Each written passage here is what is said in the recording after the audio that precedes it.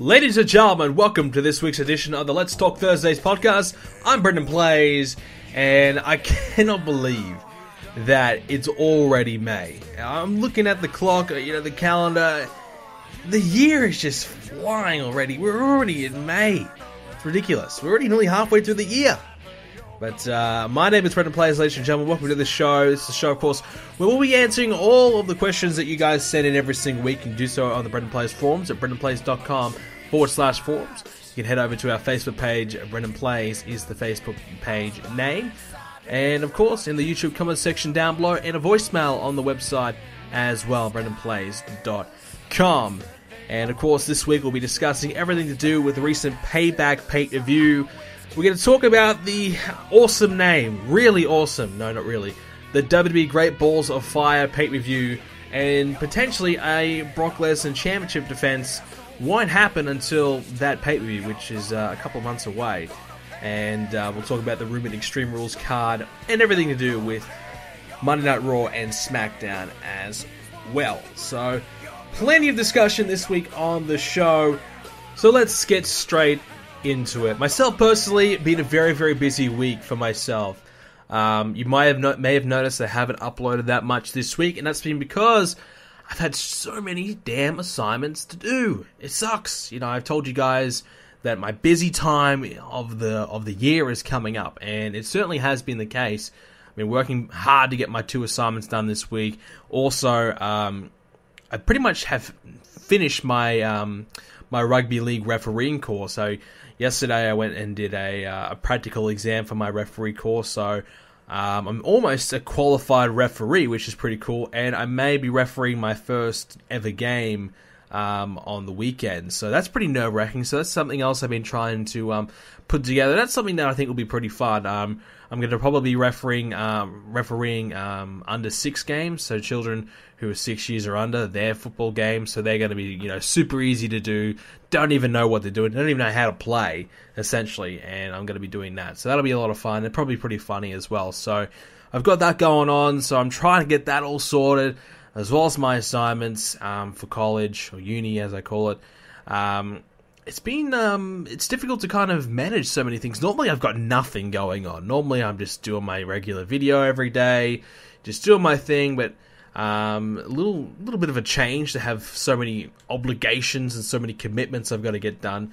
So I don't know if I like it. I don't know if I like having so much going on at once. I like to be busy, but I like to also have my downtime too. So so that's been a bit of a change this week. But we pretty much have got all that done, and you can expect to see some more videos coming up from me this week and next week. I'm going to try and do a little bit more and get a few more out. So I did a Universe Mode episode yesterday, so make sure you check that one out. And we'll definitely be doing more Universe Mode episodes over the weekend. I might even stream another episode of Universe Mode again this weekend. It was really a lot of fun. Really surprisingly how fun it was to stream just a regular episode over the weekend. I believe I streamed the SmackDown episode, and we had 400 people turn up out of nowhere, just a random stream, and that's crazy. That's really good numbers for me, considering we get about 500 to 1,000 people come out for a pay-per-view that's planned out 1 or 2 weeks in advance. Just a random show out of nowhere with about half an hour notice to get 400 people was really nuts. So that was awesome. So I definitely might try and make that a regular thing. I think that is something that I really want to do. Look, I like to stream the shows as much as I possibly could. I really enjoyed doing it. If you remember when WWE 2K17 first came out, I was doing that for every single episode, and I really enjoyed it. I thought it was it was great, but it meant that I'd have to stay up until ridiculous times every night, and I just physically couldn't do it. It was just ruining my days. So I feel like if I do it once every weekend and do it at a time that's not too bad for me, but still a lot of you guys can come out and see, that may work. So maybe this weekend I'll stream the next episode of Monday Night Raw. I've pretty much already got that episode ready to go. So now I guess my concern is, do I save that one for the weekend stream, or do I upload it tomorrow? So I guess that's something I've got to figure out. Maybe I will save it for the weekend stream and do a Here Comes the Pain, which is something that I've kind of neglected already. I know it's been pretty bad, but that's something I want to try and do a little bit more of. Here Comes the Pain. Maybe because I've got pretty much next week. I've pretty much got a week where I'm all good. I don't have too much going on. So maybe next week I'll try and create as many videos as I can, so I'm a little bit ahead. So when days like this happen, where I've got a lot of things going on, I'm okay, because I'm pretty slack. You ask a lot of YouTubers, they will, they'll have 2 or 3 videos ahead. They're always like, some people are even a week ahead. They like to always stay ahead of their content.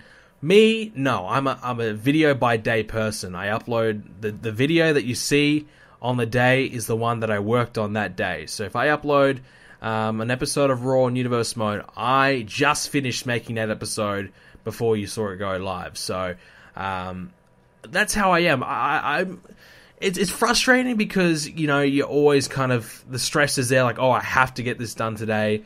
You can't really take a day off. Unless if you take a day off, then it's not going to be a video, as you've seen. So it hasn't necessarily been the smartest idea for me, but it's just something that I've always done. And I think it's because when I make something, I want to share it as soon as I possibly can. I want to get it out there. I want everyone to see it, because I just made it. I'm excited for people to see it. I can't kind of contain myself to stop myself from saying, hey, no, we'll wait and we'll upload this one later on. So that's something I've got to work on. That's something I've got to work on indeed. And if I could work on that, I'm sure I could probably make this YouTube thing work out a little bit more, and maybe even upload even more videos.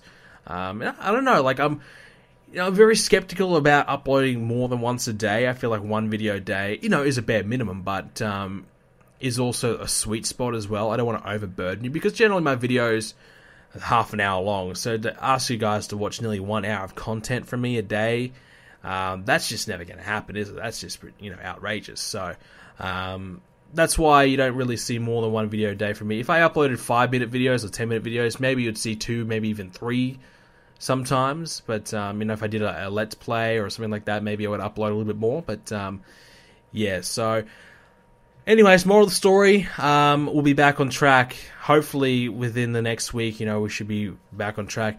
The King of the Ring pay-per-view won't be this weekend. It'll be next weekend, because pretty much what I just said. Been a busy week. I haven't had a chance to get the video sorted and get everything on time. Plus, I want to make the King of the Ring as good as I possibly can, right? So I need a little bit more time to get that done. So next weekend, expect to see the King of the Ring pay-per-view live on my channel for all of you to see, and I think you guys will enjoy it. I think the King of the Ring concept is so great. I love it so much, and I've really had so much fun with it here in my universe mind. I feel like the last few episodes of Raw and SmackDown have been so meaningful and so great. Every match, is like, oh my god, if he wins, he gets to the next round. If he loses, he's gone. I really like that concept, and I really, really have been enjoying that. So I think the King of the Ring pay-per-view itself is going to be so much fun, and I'm really, really looking forward to making it. Generally, pay-per-views sometimes are a little bit daunting, a little bit, it's like, oh my god, there's so much work that goes into a pay-per-view, and it's, it's like, oh, it's going to take me forever to get this done, or whatever, it's going to take so long, so much time. But this time around, I'm just super excited just to get the King of the Ring. I want to see who's going to win this tournament. I want to see how this tournament plays out. And it's going to be a lot of fun. So hopefully you guys check it out. Hopefully you guys have been enjoying the King of the Ring episodes. So a couple more of those will be coming out. So we've got a Raw and a SmackDown of King of the Ring. And then it'll be the pay-per-view as well. Of course, NXT spliced in between that as well. And I know some people might have said, why don't you do an NXT guy in the King of the Ring tournament? And I definitely thought about that, but I felt as though the whole SmackDown and Raw component was kind of unique and just added an extra element of excitement to it. So maybe next year, if we do another King of the Ring, maybe we'll have a wild card entrant from both sides, or maybe we don't do a SmackDown vs. Raw next year. We just have a wild card entrant from NXT, or maybe 2 entrants, and they can get a spot and see how they go. But we didn't do that. We didn't do an entrant for the Money in the Bank, and we didn't do an entrant for the King of the Ring either. So, and probably the reason why we didn't do 2 Money in the Bank ladder matches is because that I decided to do a King of the Ring, because I felt as though if we had 2 Money in the Bank winners and then a King of the Ring as well, a little bit of overkill in my opinion. So that's probably the reason why we didn't do that. Anyways, that's Universe Mode. Let's get into real WWE at the moment, and obviously the recent Payback pay-per-view just took place. A look, I felt as though Payback was okay. I probably would say the Raw after Payback was probably a little bit more exciting. This pay-per-view didn't really hold my attention too well. To be honest, I was a little surprised it was even on. I just forgot that it was even going to be on. So it was almost a bit of a burden that the pay-per-view was on. I tell you what, I've been playing Mario Kart all week. My girlfriend bought me Mario Kart for the Switch this week. So we had it on Friday, but she didn't come and see me until, I think I told you guys last week on the podcast. But she didn't come until Monday. So Payback was on Monday. So I was kind of more focused and more looking forward to playing Mario Kart than the pay-per-view. So which is, by the way, so freaking awesome. We'll talk about that one later on. But yeah, so I kind of didn't even know the pay-per-view was on, but I didn't see the pre-show. Enzo Cass won, and that's no surprise. Like I've been saying, I feel like the club have had their moment, and now working their way back down the card, at least. That's my personal opinion.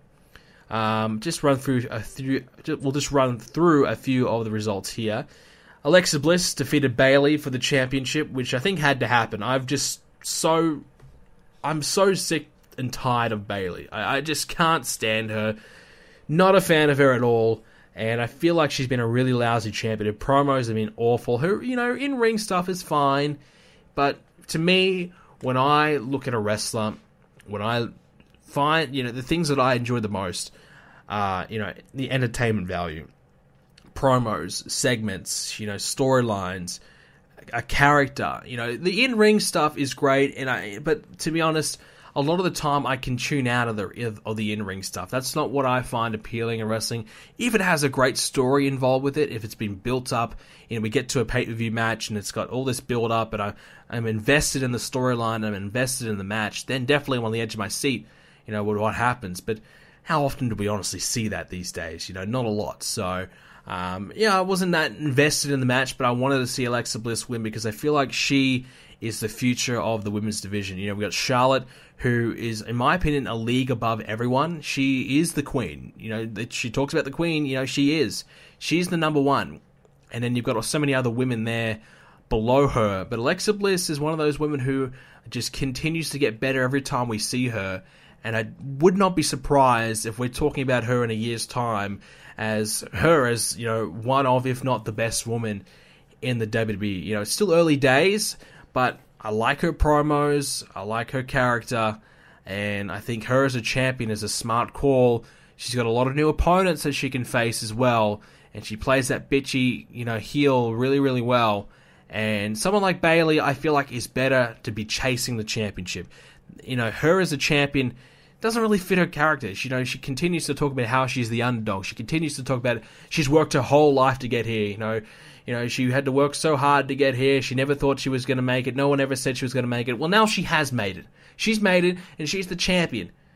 And she still hasn't changed her character. She still hasn't evolved, It's like, I'm lucky to be champion. That's really what it was. And I think her chasing the championship may help her a lot, because at the moment I just cannot stand her. But we'll have to wait and see. But I think Alexa Bliss as a champion is the right call. We saw Chris Jericho winning the US Championship. A little surprised by that, but, as I analysed the pay-per-view a couple of days before it went on, I was just thinking a little bit more, listening to some other shows and their ideas. A few people were saying that they think Chris Jericho was going to win and they were going to do Jericho gets the big win at the pay-per-view, but Kevin Owens gets the title back on SmackDown as a way to get Jericho on SmackDown. And, that turned out to be right. And I think it's a good idea. I think it was a good move. I think, now when Jericho comes back, the question is, when is that going to be? I feel like it probably, if he is going to come back, it may not be until maybe Survivor Series time. And he may not even want to come back at that time. He may want to wait until the Royal Rumble and have a surprise return there. But he has done that before. And he's the type of guy who doesn't want to do the same thing twice. He wants to always spice things up and change things up. So maybe he won't want to do the big Rumble return. Maybe he'll want to do it at some other point. I'm not sure.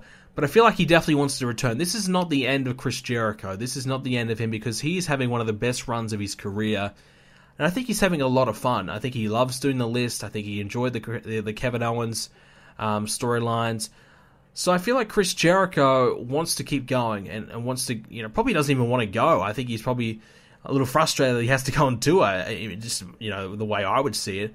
Jericho's doing so well here in the WWE. For him to leave right now is not a great call. But I guess, his character is slightly fading away a little bit. This Kevin Owens thing is done.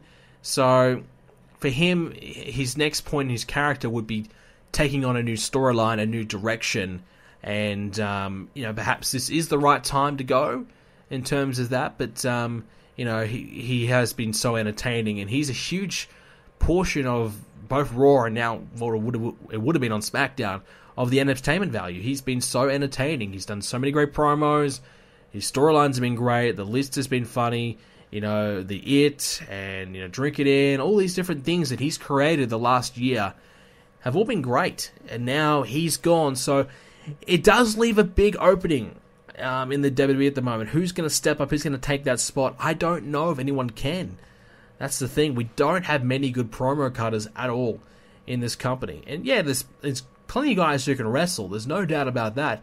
A Sami Zayn, he can probably go better than Chris Jericho at the moment. Seth Rollins, Samoa Joe, all these guys.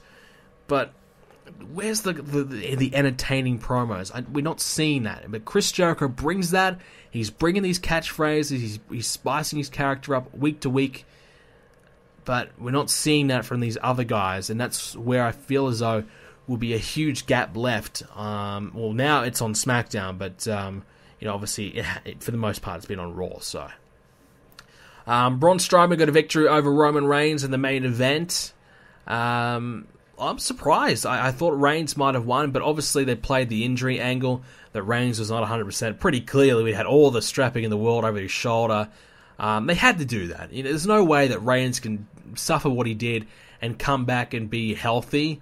So, yes, Strowman won, and yes, they're going to play off the injury angle, but it is what it is. A win is a win. That's all that matters, I think. And he beat him, and he beat him good, and then continued to beat him up afterwards. So, the controversy was Reigns with the blood capsule again. Look, I don't really care. I think blood is great, to be honest. And if that's the only way they're going to do blood these days, then so be it. But after the match, I think it was on Raw Talk, Reigns got a bit of revenge on Strowman. So both guys, I guess, quote-unquote injured at the moment. And we'll see how that goes. But, Strowman with a victory. And we were hearing there's going to be a rematch in the next pay-per-view. We'll talk about that in a moment. And the final thing I wanted to talk about with Payback was the Sheamus and Cesaro turn, which is a turn that I think we've been expecting to see, which is good because they've been building to the turn. A lot of turns these days just happen out of nowhere, or, I think a turn that happens organically, they slowly build towards it, and, it's fair enough. I guess in the storyline, the Hardys come back, take Sheamus and Cesaro's spot, they've got the tag titles, they've got a right to be jealous, so the storyline makes sense, the situation makes sense, and I like it. I like it a lot. Sheamus definitely is a better heel, we know that. And Cesaro, well, I think Cesaro is a better babyface, to be honest. But a heel Cesaro at this point, alongside Sheamus, I think will work. I really like this tag team, I really do. I think Sheamus and Cesaro have they've been two guys thrown together, and they probably weren't expected to work, but they've actually been really, really good. I think as a tag team is really, really enjoyable. And I think this Hardys feud is going to be really fun. Now, the question is, will this lead to them being broken or anything like that? It didn't seem to be the case on Raw, which I thought we may have perhaps seen something like that. But maybe Sheamus and Cesaro beat them for the tag titles at the next pay-per-view. And then that could potentially lead them to be broken.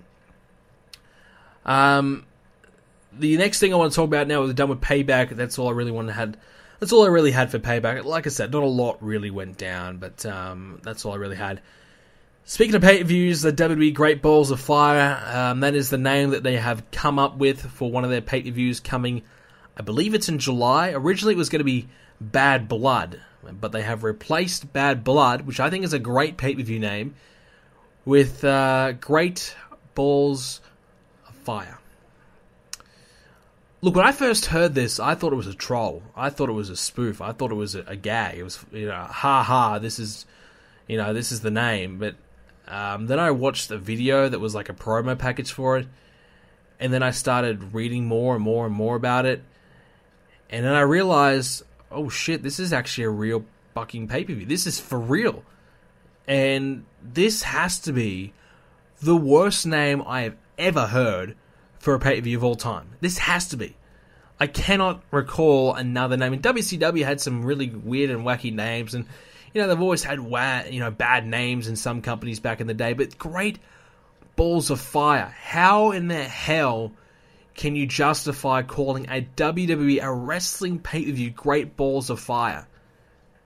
I don't get it, unless the theme is there is an Inferno match or a fire match of some sort. The ring is surrounded by fire, or there's like fireballs in the ring. I don't know. I don't know. I cannot justify how in the hell they come up with this name. And to be honest, whoever did come up with this name should be fired. It's a shocking name. But then again, Vince McMahon and Triple H and all these other guys, all the, behind the scenes guys, they've all approved it. They said, yep, that sounds like a great name. How? How in the hell does anyone think this is a good name? Just think about it. What is it? Just over 10 years ago, we had names like Judgment Day, Vengeance, No Way Out, Armageddon. We even had a Great American Bash, and, there's been Starrcade and Halloween Havoc, and, so many names from WCW and then on to WWE. Bad Blood was a great name. I don't know why they decided not to go in that direction. Is it not PG because it's got blood in the name, maybe? But, there's been a lot of names over the years that's been fantastic. And I'm really glad that they brought back Backlash. I always liked that. No Mercy, I like that. So I'm glad they brought those two back. So here I was thinking, oh yeah, they're going to bring back Bad Blood. That's another good name. Sure, that's fine. But Great Balls of Fire, they've gone in a completely different direction. Here I was thinking that Fastlane was one of the worst names I've ever heard for a pay-per-view. Well, they've outdone themselves. Great Balls of Fire. I mean, God. And not only that, apparently this is going to be Brock Lesnar's first championship defense since winning the Universal Championship. It's going to take place at Great Balls of Fire, which is still 2 months away. We have the rumored Extreme Rules card in front of me, and we'll run through that in a moment. And Lesnar is not scheduled to defend the championship on that card. So Lesnar's going to make his triumphant return and finally defend the championship at the Great Balls of Fire pay-per-view. I mean, you've got to be kidding. You've got to be kidding. I mean, it sounds like something that, a 10-year-old would come up with. Great balls, haha, it's got balls in the name. Balls of Fire, isn't that great? Yes, it is a song, and that's fine. But a song, sure, and I don't even think they had the song as the theme of the pay-per-view. I doubt it. And I don't know, dude. I just don't know. It's just a terrible, terrible name.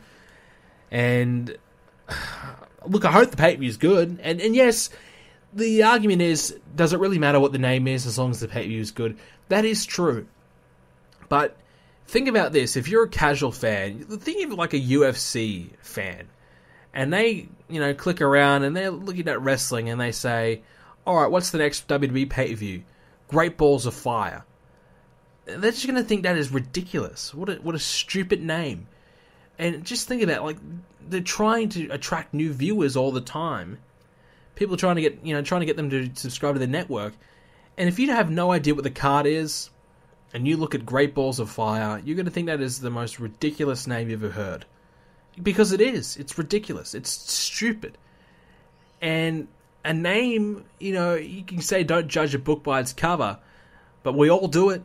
We all do it, and we can judge this pay-per-view by the name of it. And yes, it may be Brock Lesnar versus Finn Balor, or Brock Lesnar versus Braun Strowman on the card, and it's going to be a terrific matchup that we all want to see. But at the end of the day, it still very well could be a shit pay-per-view, and it has a shit name associated with it. So, look, I hope we can have it this year, fine. We can get it over and done with. If they have to do it this year, that's fine. But I hope we don't see it again next year. I hope this isn't a part of the regular calendar. But I'll just say this. I will not be using Great Balls of Fire on my pay-per-view list for my universe mode. I didn't use Fastlane because I think the name sucks. I will not be using the Great Balls of Fire either, so I can tell you that now. And I guess we'll talk about the Extreme Rules rumored card. So the rumored matches that are on Extreme Rules: Roman Reigns versus Braun Strowman in either a stretcher or an ambulance match. I like this. I think another match is fine. It needs another one. It's not over yet, and I'm not sick of it. I like the feud. I think it's one of the better things on Raw at the moment.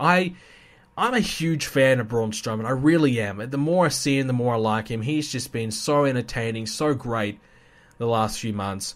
And Roman Reigns, people hate him. Some people like him. Some people really fucking hate him. I'm indifferent. I don't mind him. I don't hate him. He's there. He's not one of my favorites. He's not on my shit list. He's far from my shit list, to be honest. We've got the New Day. I think Bayley's probably my shit list too at this point. Reigns is nowhere near that. I don't hate him that much. I don't really hate him at all. But I don't necessarily love him either. So I'm not against seeing that. This match. To be honest, I think it's going to be fine. So, Braun Strowman and Roman Reigns in a stretcher match, I don't think is the right call. I think Braun Strowman and Roman Reigns in an ambulance match is the right call, because obviously they've used the ambulance already a number of times in the rivalry, so it would make no sense now not to use it. They went to the ambulance match, Braun Strowman tipped it over, and then I think they used the ambulance door after Payback as well. So yes, that they're building to an ambulance match. That's what it is, and that should be the payoff. But I will say this: if it is an ambulance match, that's a match where Braun Strowman will lose because he cannot be pinned. He doesn't have to be pinned, he just has to be put in the ambulance. Roman Reigns can put him in the ambulance, he can close the door, and he can win the match without having to pin Strowman, but Reigns gets the big win at the end of it, and I think that will happen. I think without a doubt Roman Reigns will win that match to get him that win, to get the win over Braun Strowman, and, without having to pin him. So Strowman doesn't lose heat, I guess, doesn't get pinned with a 1-2-3, but he will lose at some capacity. Apparently we're going to see Samoa Joe and Seth Rollins one-on-one again. I'm not against that. I think there's still more to do there, perhaps. Finn Balor and Bray Wyatt, seems as though that's going to happen. They kind of built towards that on Raw, so that seems to be a given. So I'm not sure about that. I mean, look, that's just kind of thrown out of thin air. Why is that happening? I don't know. I mean, just something to give the two guys to do, perhaps. I mean, look, Demon Balor and Bray Wyatt would be interesting. I have no doubt about that. But we'll see. But we'll have to see what happens there. Maybe Bray Wyatt will touch on the Demon and try and expose it or something like that. I don't know. And we're going to see The Miz versus Dean Ambrose for the IC Championship again. I'm not a fan of that at all. We've already seen the match a number of times on SmackDown. Why are we doing the same thing on Raw? We bring two guys from SmackDown to Raw to do the same thing they did on SmackDown. It doesn't make any sense. Why wouldn't you have these two guys against someone else? I don't know.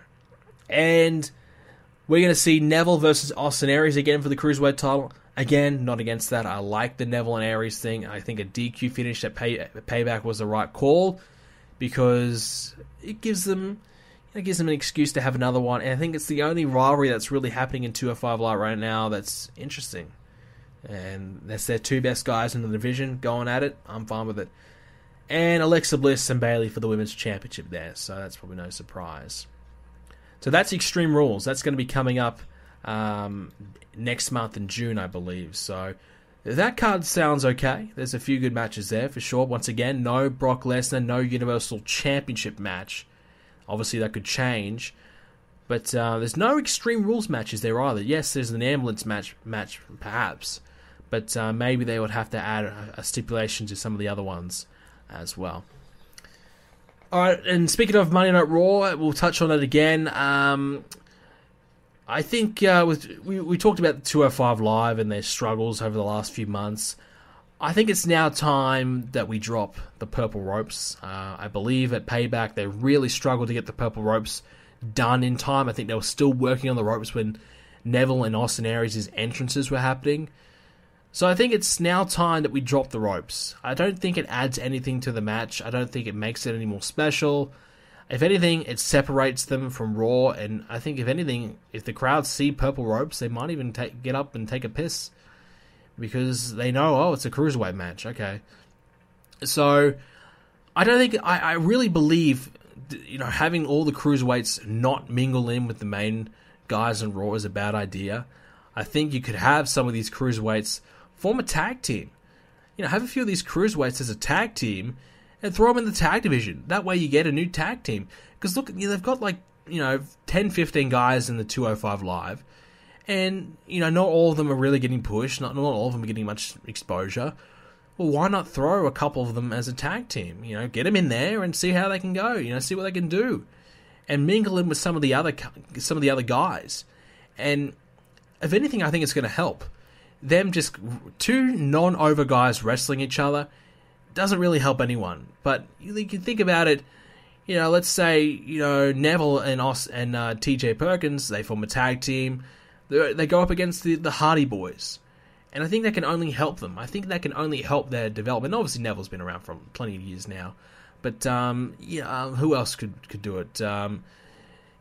Rich Swann and Jack Gallagher, just two random guys. Let's say they were a team and they were competing against, Gallows and Anderson and Cesaro and Sheamus. I think that exposure and that experience can only help them. And also, if they do something cool on Cesaro, let's say, Rich Swann does a big move on Cesaro and it's impressive. People are paying more attention to those matches as it is. And it's only going to help them build as a wrestler, getting more experience with some of the better names, guys who are over. Working with someone who's over can only really rub off on you.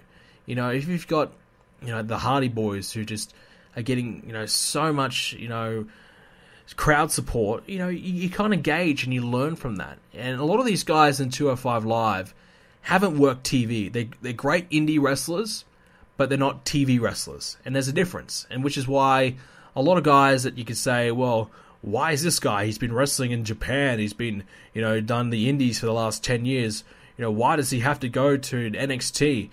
Well, it's because there is a difference between being a TV wrestler and getting a reaction from a crowd, week in, week out, getting catchphrases, learning how to get yourself over on TV. There is a difference in comparison just to being an indie guy and doing your same indie thing every single week. There is a difference. And a lot of these cruiserweight guys haven't learned that.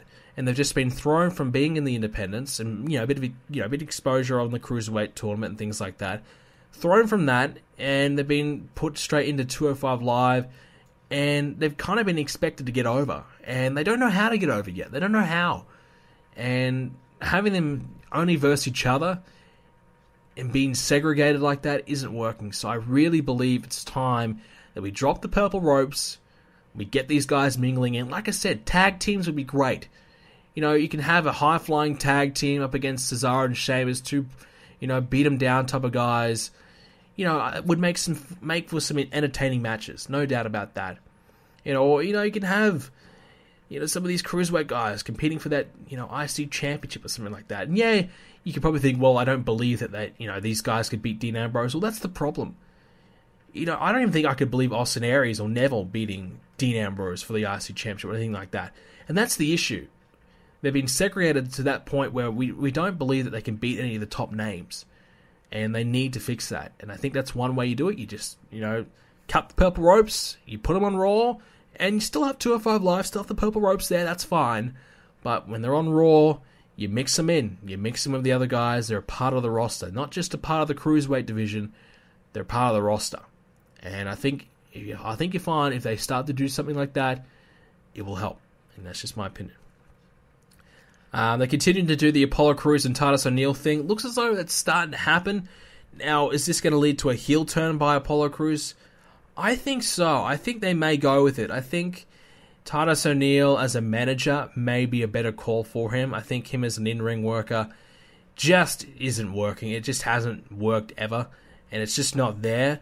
But him as a manager certainly could work, and I wouldn't be against it. Him trying to help Apollo Crews, who needs someone who can talk a little bit. And Titus O'Neil, he's charismatic, but he can't really talk. He always stumbles his senses up and things like that when he cuts promos. He makes a lot of mistakes. So, Apollo Crews just doesn't have, the personality to really help him. So, the pairing could work. and I wouldn't be against it. I think turning Cruz heel, making him be more aggressive, cut the smile, may help, and that may start to work, because he's got the size about him to be credible, and I think it could definitely work. So I'm not hating this Titus O'Neil and Apollo Crews pairing. And finally, I want to say one of the best matches I've seen in a long time, better than any match definitely at the pay-per-view, was the triple threat match between Balor, Rollins, and The Miz. What a match. That was really, really good. I like The Miz trying not to, get involved, letting the two fight it out, and then they forced The Miz to get involved. They came after him. Just what they did with it was great. A lot of, Seth Rollins hitting the accidental DDT on The Miz, for example, that was cool. Just a lot of things that were just cool. I just think I really enjoyed it, and I haven't enjoyed a lot of matches that WWE has done. Obviously, WrestleMania had some good ones, but the Raw and SmackDown matches have just been a bit in recent times, but this is a good one. And this is the thing I think WWE should really do. I think, WWE should really give more minutes to their main events on Raw every week. 15, 20-minute matches on Raw as your main event, and on SmackDown is a good idea. Instead of, 5-10 minutes, doing that, and, going overtime every week, yeah. But I think allocating more minutes to your main event, I think, is a good thing. Have the main event be special, be meaningful, and get the fans accustomed to, we're going to see a good match at the end of the show here. This is going to be a good one. That's what they need to do more. And this, I think, was an example of that. It was a bit longer. It was different. It was a bit special. There was a lot of cool moments in there. So I'd like to see WWE do a little bit more of this. Continue to build the main events of Raw and SmackDown as more special. So this is a good start. I don't know if it'll happen next week. Next week it'll probably be Roman Reigns versus someone again, and it may not be as interesting. But they've got the guys at Raw. We've got Samoa Joe, Rollins, Balor, Ambrose, Bray Wyatt, Reigns, Strowman, The Miz. He stepped up as well. You can't just say it was all Rollins and Balor. The Miz, he did his part great. So they've got a good bunch of guys in the roster there that can go. So make the most of that. And have some really good main events.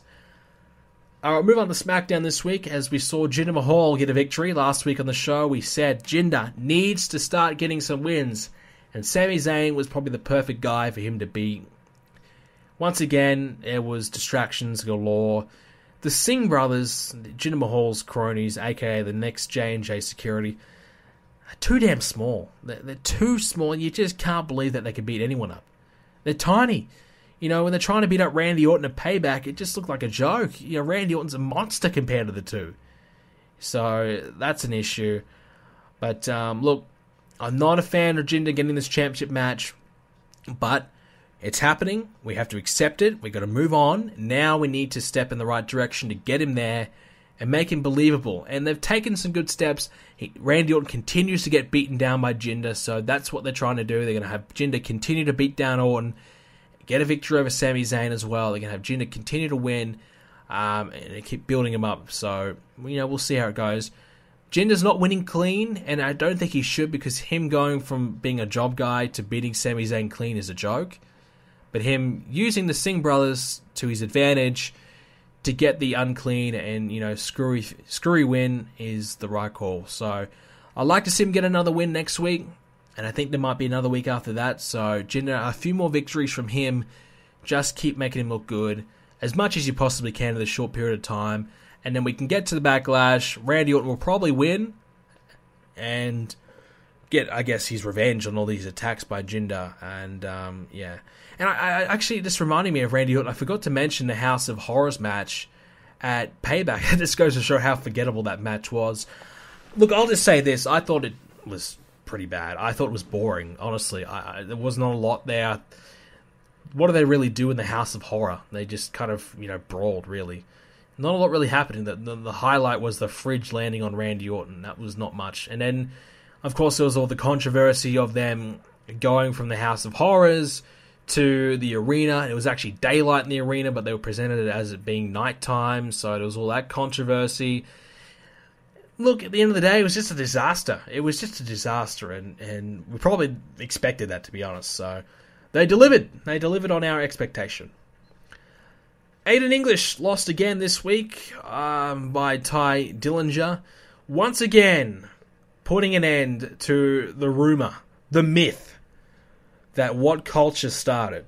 And now I've ranted on this stupid website before, but this is once again a huge example. About a month ago, when Simon Gotch got released, What Culture said Aiden English is going to get a massive push. He is going to get a huge push now that he's a solo. They're going to push him to the moon. What happens? He gets a bit of promo time. He does a bit of a song. He sings a little bit. And you notice that's been slowly cut back down again. But he gets a bit of, promo time, 2-3 minutes, more than what he ever got. And then he loses. Happens again. He loses again. And this week we saw with Ty Dillinger, he beat Aiden English in quick time. It was very quick. It was over. So once again, people want to know why I don't like What Culture is because their news is a load of shit. Aiden English, big push. Push down the card again. He's still getting pushed down. He's not going up, he's going down. So if they said push down, they've got it right. He ain't going up. So a little bit of promo time, yes.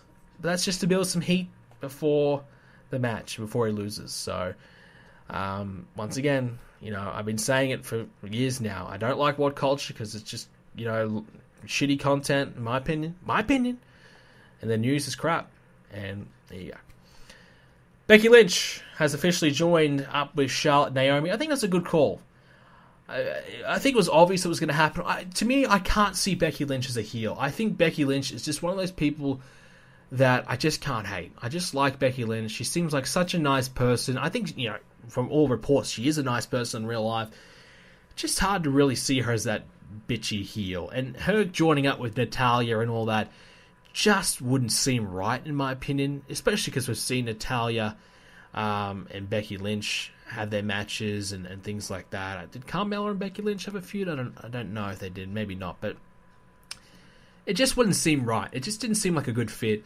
And Becky, look, Charlotte got a good reaction. She got a nice babyface reaction. The crowd are chanting for her. So her start as a babyface is working. And I think Becky, yes, she's probably number 3 in that crew. Maybe number 2 above Naomi. But I think it's the right call. And I'm looking forward to that 3-on-3 match that we're probably going to see at Backlash. I think that's going to be fine. Sin Cara.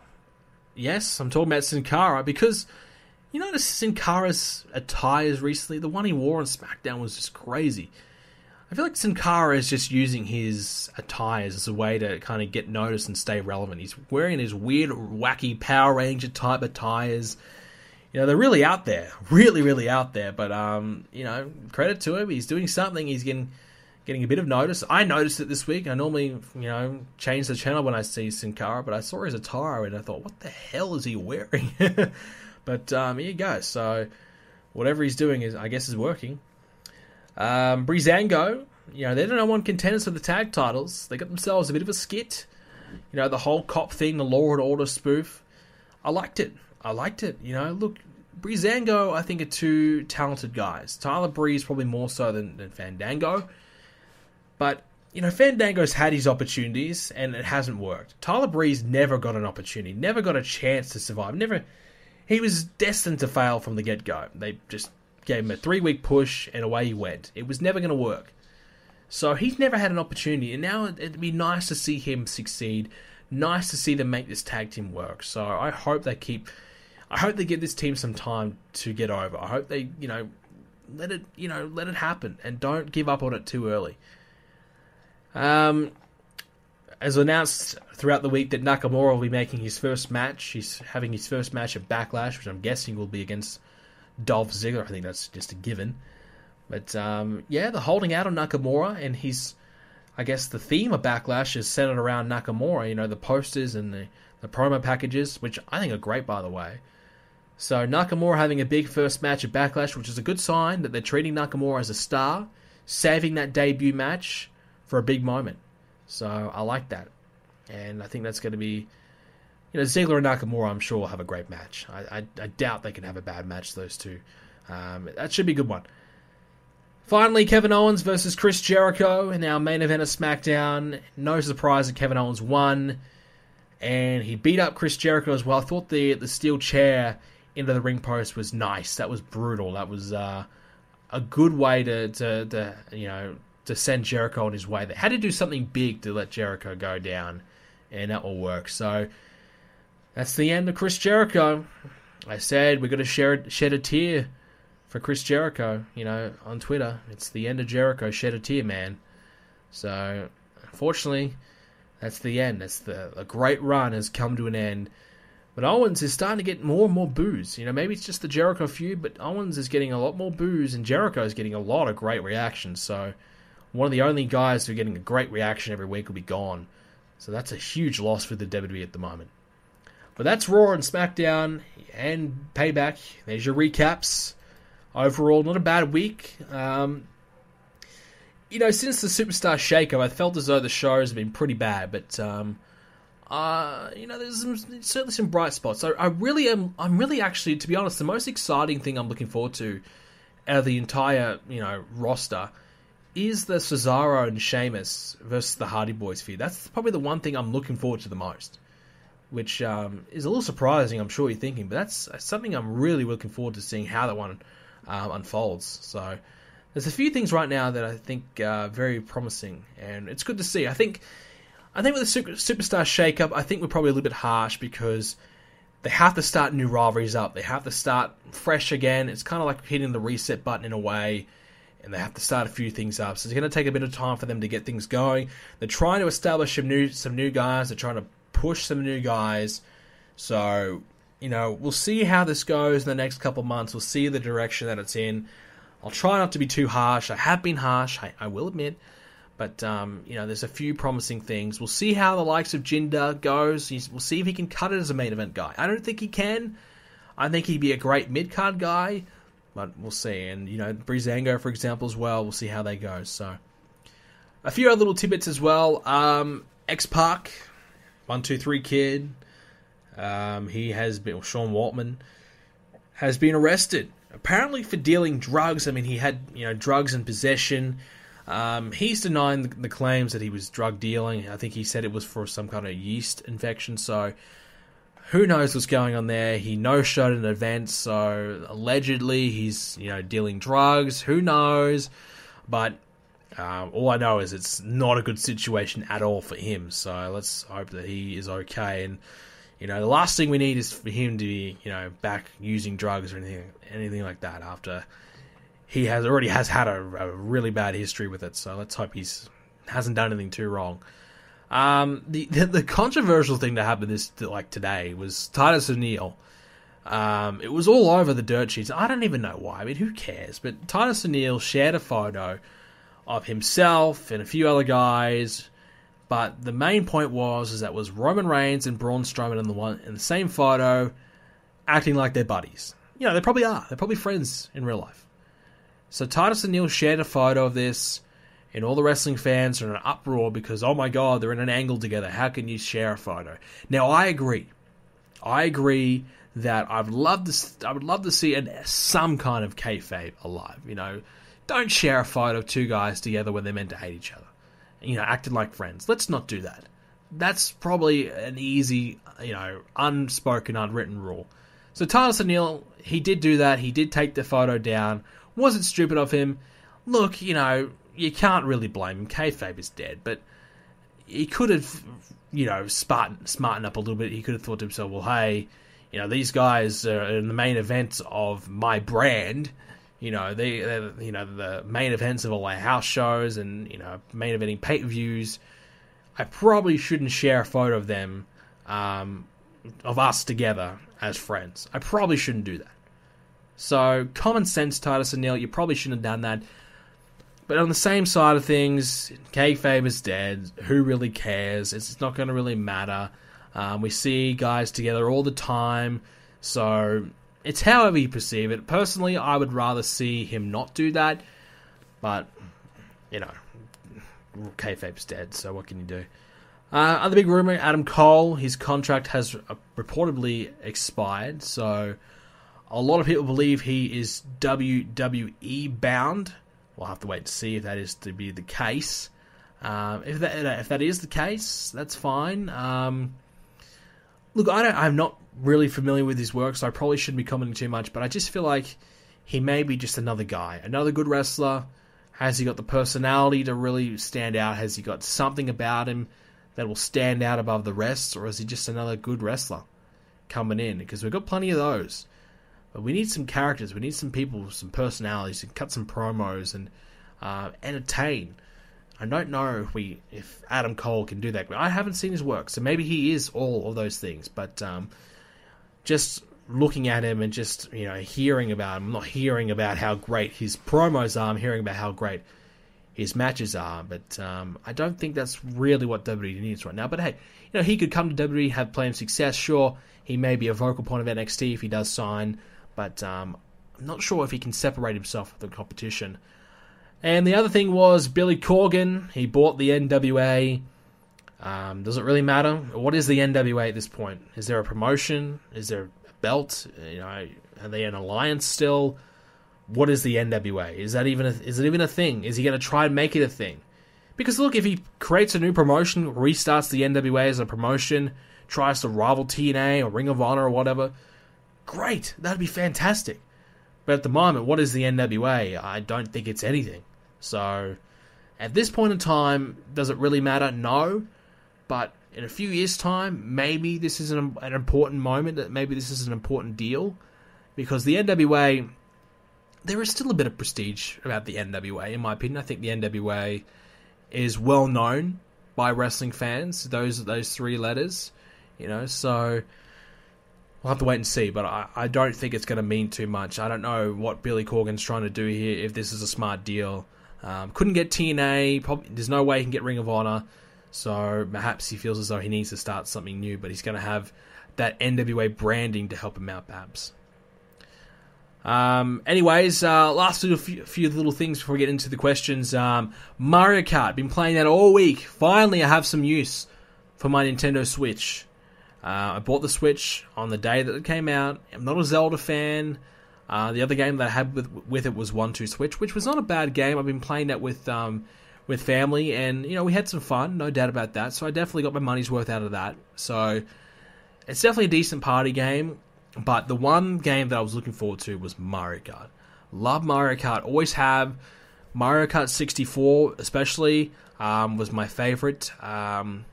So many great moments on that game. Had it on the Wii as well, which was pretty good. But I never really played online, and I have been playing online a lot on the Switch, and the online actually works really, really well, Mario Kart on the Switch, surprisingly. So I've had a lot of fun on that, and if you have the Switch, you've got to get Mario Kart. It's so good. Definitely a game that, I know it came out on the Wii U, but I nearly came close to buying the Wii U. I really wanted it because I wanted to play Smash Bros. I love Mario Party, I love Donkey Kong, I love Mario Kart, and all that. But when they announced the Switch that was going to come out, I was looking at getting the Wii U perhaps 1 year before the Switch was going to come out. So what was the point of getting a Wii U? So I just got the Switch. But I still think for Nintendo, they need to get a way to get the Wii U games on the Switch. It needs to happen. Backwards compatibility, I know they've gone from discs back to cartridges, and I know that's probably difficult to do, but God, it would be so good right now if I could play Smash Brothers, Mario Party, all these games that I love, all these games that were great on the Wii U that no one played because nobody bought the Wii U. It'd be great if they had it on the Switch right now, and we'd have a library of games as well as awaiting these new games coming out. It'd be so great. But, it doesn't appear to be the case. So, we'll have to wait and see if that does happen. I think that if I was Nintendo, I would be focusing on that right now. Because with the PS4, when that came out, they had no games. So what do? Remasters. Remaster. And I wouldn't be against it right now because a lot of people on the PS4, when they bought the PS4, they were Xbox users. They didn't play a lot of the great games on the PS3.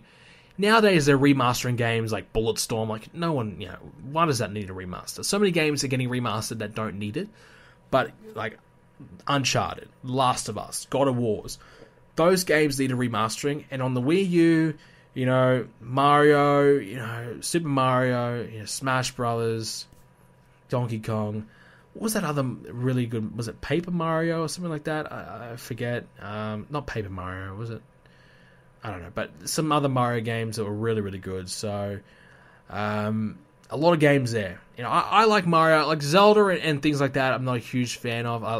I've always been a fan of, you know, Donkey Kong is probably my favorite. Yoshi's always good. What was it? Super Mario 2 or whatever it was on the Super Nintendo with the Yoshi's Island or whatever. That was one of my favorite games of all time. So I've been a big fan of Mario and Donkey Kong and those characters for such a long time. So I'd love to see more of those games available. And that's probably the big reason why I wanted the Switch, is to play those games that I really liked. And you know, they generally are all very good games. So it's definitely worth it. So Mario Kart, I had a chance to play it. Probably sunk maybe 15 hours into it. Mainly just played battle. I haven't even played many races. You know, probably done 20 races. And mainly just doing battle. Battling offline, online. The bots are fun to play against. Online's fun to play against real people as well. The servers are good. So, big tick, big thumbs up from me. Mario Kart 8 on the Switch. Very, very good. Alright, we have some questions we'll get into before we end this week's show. Let's start it off. Alrighty, so the first question is coming from Cameron Fox. Who do you think will wrestle Kurt Angle in the WWE when he has a match? I would like to see Kurt Angle and AJ Styles. I feel like AJ Styles could get the best out of Kurt Angle. When I'm thinking about a Kurt Angle opponent, I want to see a guy that not necessarily can carry him, but, you know, will definitely help him. It's hard to say how good Kurt Angle is at this point. How much can he go? What can he do? That's the question. I'm sure he could still, you know, compete at a pretty high level, but if you got someone like AJ who could just help him deliver that extra phenomenal performance, yes, the pun intended, I think that would be a good idea. You got to remember as well, I should say, Kurt Angle's most likely going to be the babyface, so you got to think of someone who's going to be a heel. Maybe Kevin Owens, but you know, Kevin Owens over on SmackDown, as is AJ at the moment, but you know, the whole Face of America thing would have been good, a good little rivalry there, a good way to get Kurt Angle involved perhaps, but obviously it's not happening on the right brand. Maybe Samoa Joe and Kurt Angle go at it again one more time. That could be great. Obviously Samoa Joe's had some issues, you know, he's been involved in the Authority, so maybe the Authority nominates Samoa Joe to come after Kurt Angle at one point, you know, when they obviously return, maybe. So, there's a few names. Also from Cameron Fox, who do you think will beat Kevin Owens for the US Championship? Well, AJ Styles, I think, is the next guy to be taking him on. So, it's possible that AJ wins. It is possible. Baron Corbin would probably be another guy, but he's a heel, so he may not be in the mix. Sami Zayn, he could, but I really don't want to see Zayn and Owens again. So, maybe Ty Dillinger could be a guy down the line.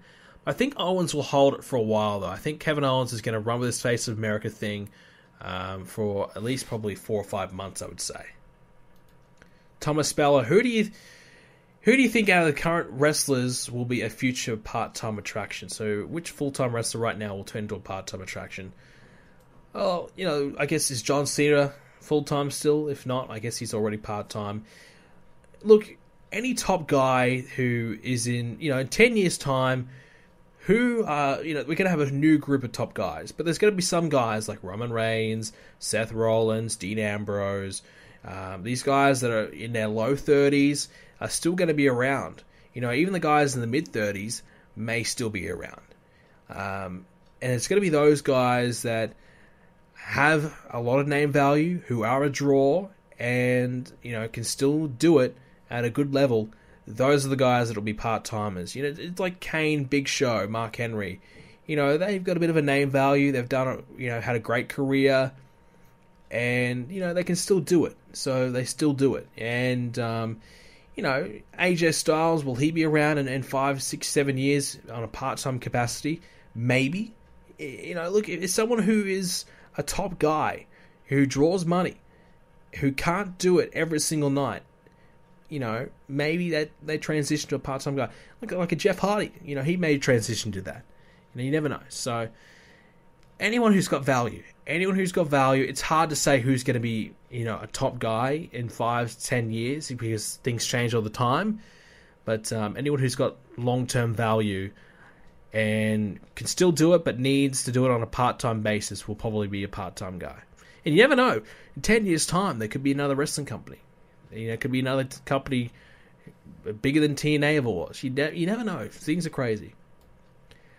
Again, from Thomas Speller, do you think it was pointless for Jericho to win the US title and drop it 2 days later?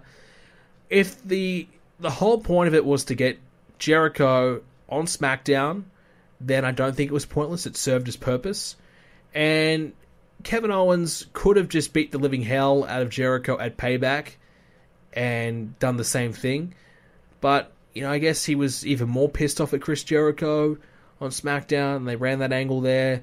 Look, I'm not against it. I don't really think it matters at all. I mean, it's the US title, the IC title. The WWE does not care how many times people hold it. They don't care about using those championships to switch back and forth, or, you know, win it one night, lose it the next. They don't care about those championships really. So it's not really that big of a deal.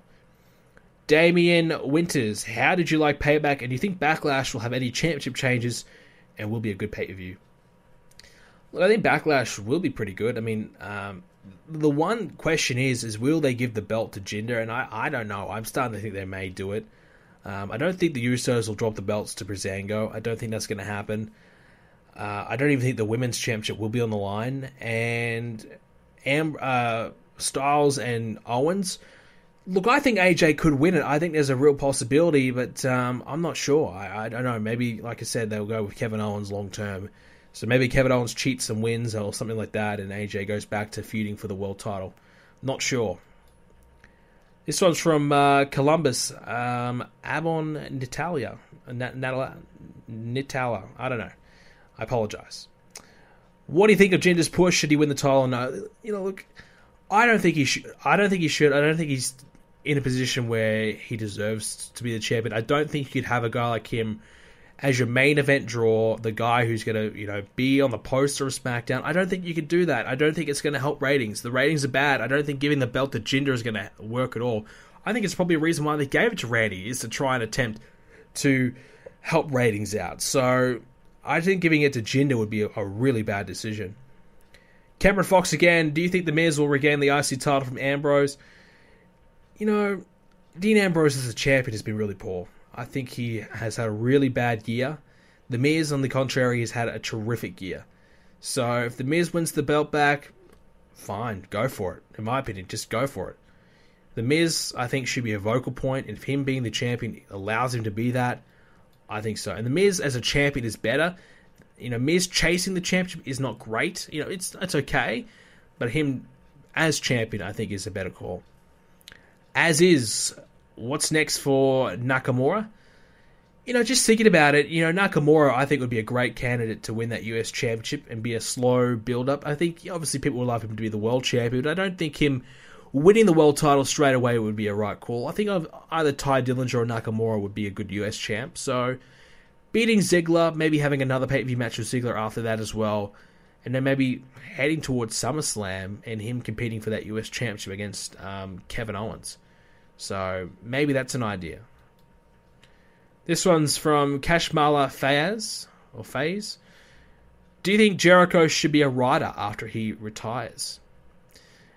Well, most of the time, former wrestlers aren't writers. They're more producers or, road agents, as they call it.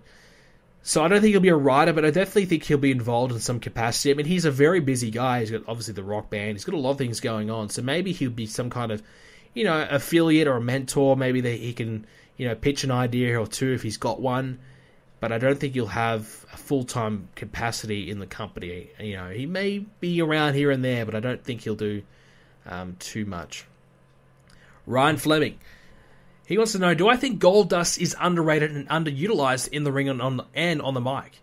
Do you think him going heel on R-Truth and then making him a notable mid-card will work? Well, Goldust is, 48, 47, 49, something like that. He's in his late 40s. He's getting close to retiring. He probably will retire within the next year. So, yes, he's had a great career. Underrated? I don't think so. I think we all know Goldust in his prime was awesome. He's had a great gimmick. He's had a great run. Underutilized right now? Yeah, probably. I think the Golden Truth could be utilized a little bit more, and it seems as though they're going to do something with them in this tag team turmoil. But Goldust has had his time, and he is in a role that I think he should be in. Putting guys over, working with the younger guys, helping them out. He's probably doing some backstage capacity. Maybe he turns himself into another road agent. Maybe he goes down to the Performance Center and helps out there. Something like that. But, turning him heel at this point, no, I don't think people really want to see an R-Truth and Goldust feud. Two old guys going at it, yeah, I don't know. I probably would be against that. Keeping together as a team, and the team is fine. I think they need more tag teams, and them as a singles, Goldust would only get lost in the shuffle. Same with Truth. So keep them as a tag team. At least they got some kind of a chance to get on TV. Final question comes from Happy Harry Hard On. When Vince eventually retires, that's if he does retire, who do you think should take over WWE? Stephanie, Triple H, or Shane? Well, in my opinion, Vince is never going to retire. I think once he dies, that's going to be the end of him. He's not going to retire. That's when he's going to... When he's dead, that's when Vince is not involved anymore. And that's what it's going to take. I think Vince is always going to be involved. I think Triple H is the best bet.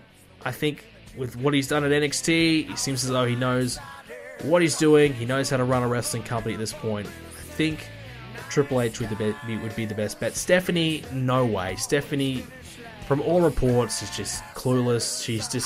She probably is a virus, on screen and off screen. I don't think she's a good fit to be involved in the backstage capacity.